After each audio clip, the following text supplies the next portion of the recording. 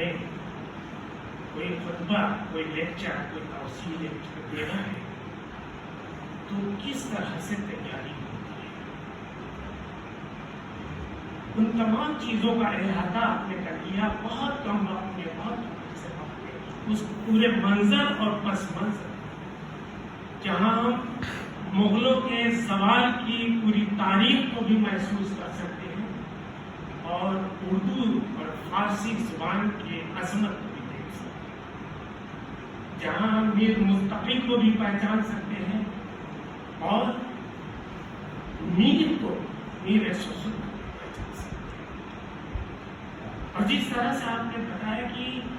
ہمیں چھوٹی چھوٹی سی بات پہ کس طرح سے غور کرنا چاہیے کہ کون سا پہلو تصویر کا، عکس کا، شعر کا یا اس کے بیان کرنے کا منظر کیا تھا، پس منظر کیا تھا، تو اس طرح سے آپ نے میر تقی میر کے چاہے تذکروں کا ذکر ہو، فارسی اور اردو کے تذکروں کو بھی آپ نے بالکل اس طرح سے سمیٹ لیا اپنے اس توسیع خطبے میں کہ کمال عروض کے اور قواعد کے کیا پابندیاں ہوتی ہیں اور اس دور میں ہمارے شعراء، ہمارے بزرگ کس طرح سے پیش کیا کرتے ہیں، آپ نے اس کو بھی آپ کے ہاتھ میں دیکھیں کس طرح سے بعد کے شعراء نے، چاہے وہ غالب ہو یا حسرت ہو یا ناصر ہو، کس طرح سے انہوں نے عظمت میر کی بیان کی ہے، یہ بھی قابل قدر اور قابل رشک ہے۔ اور ہونا بھی چاہیے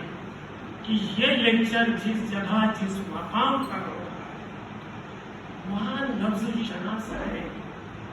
آپ بھی لفظ شناس ہیں، پروفیسر حکیم سید ذل الرحمان صاحب بھی